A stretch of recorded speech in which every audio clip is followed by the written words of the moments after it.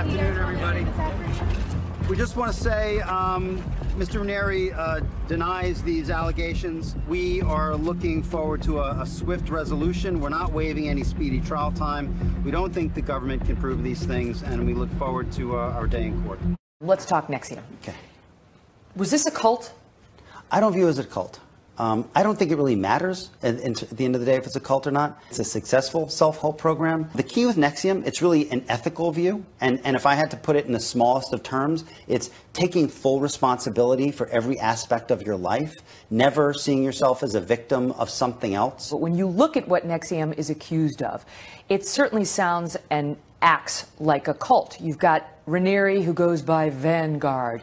You've got alleged masters and slaves.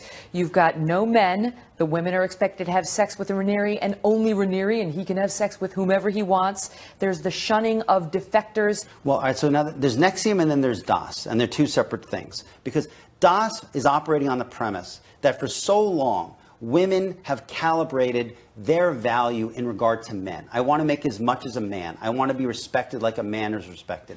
DAS takes that idea and says, let's take men out of the sentence. You know, now, the ideas were inspired by Ranieri. We don't walk away from that. We admit that.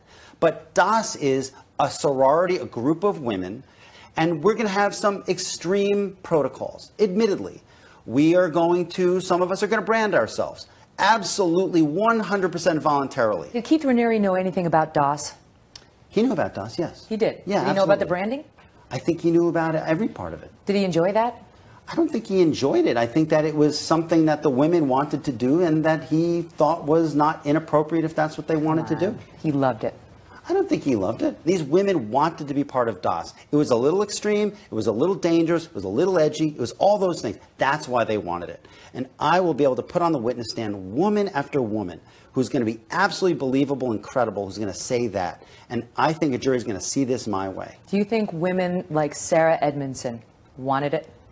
She wanted to be branded. There's no doubt. 100%. She talks about lying there without any anesthesia and having her skin cauterized. Wait till we see the video. There's a video. So the defense to that is it was all consensual. 100%. But just the notion of getting branded.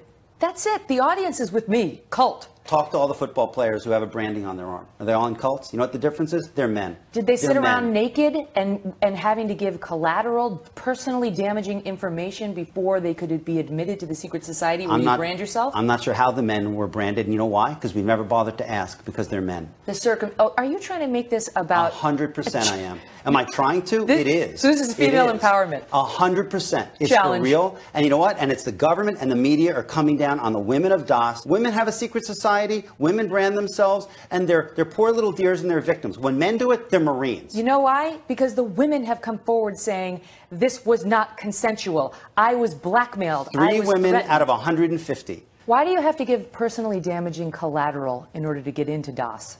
That's what they chose to do. I don't know. I've never joined DAS. Why would they be threatened with the public release of that so-called collateral if they wanted to leave the group or criticize DAS or NXIVM? They weren't threatened, and they don't say they were threatened. They do, yes. There are allegations to that effect. I haven't seen them, and they're certainly not in the indictment. What's in the complaint is one woman said, I was afraid that my collateral would be released. What's significant, she doesn't say someone told me my collateral would be released. What about the women who have left NXIVM who claimed that they had women who directed them to have sex with Ranieri?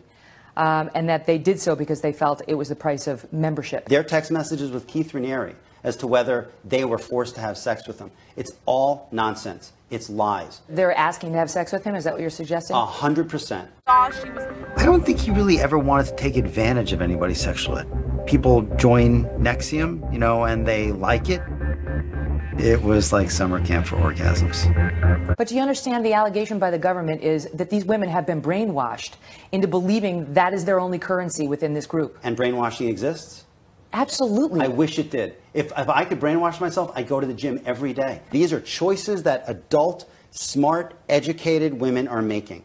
This is a case about how grown adults are intimate with each other and the choices that grown adults make in terms of how to live their lives. There are well-known groups of men that brand themselves. It's utterly uncontroversial, but a group of women decide to brand themselves, and then all of a sudden we assume that they're victims. Quite frankly, I think this is something that women very much can do on their own as a matter of their own free choice. And I assure you, I've spoken to many women, and they've given me their reasons. This was their choice. So yeah, we're here, day one, trial. Just kind of interested in the process as well as what the defense is going to try.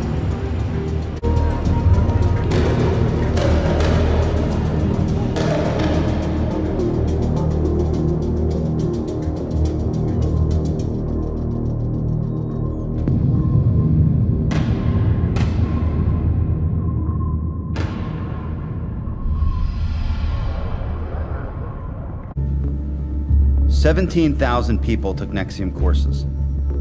Successful people, CEOs, executives, actors, and not because they were bamboozled or fooled.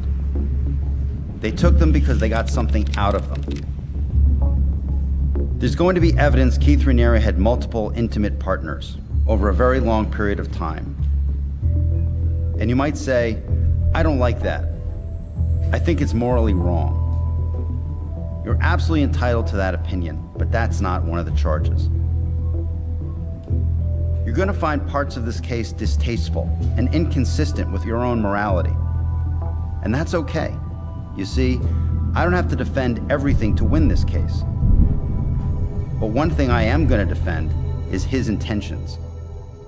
I'm going to defend his good faith. Agnifilo seems to have the mind where he can take things out of context and water you down in content points and forget that this is someone with an agenda that's clandestine. So yeah, he basically preempts everyone, admits that there's going to be salacious stuff coming, I think in a hopes to disarm or normalize egregious behavior. I think the only way that we really can open this jury's minds and their hearts to Keith's view of things is to go right at the worst stuff. I can see how you might convince a jury. You can see how people get off, you know? Keith said something today that I thought was very smart. He's like, you know, this is like a family feud. And everything that the government says is bad was all us doing stuff to each other. You know, I mean, we didn't hurt anybody else. And then there was a division within the family. And now the family is destroyed. These are choices that adult men and women made to have a certain life with each other. And now, after the fact, not unlike a divorce, they're looking at it differently. Well, maybe I was coerced, or maybe I was brainwashed. And Keith talks about this as a family feud, and Agnifilo really likes that idea. It's a family feud.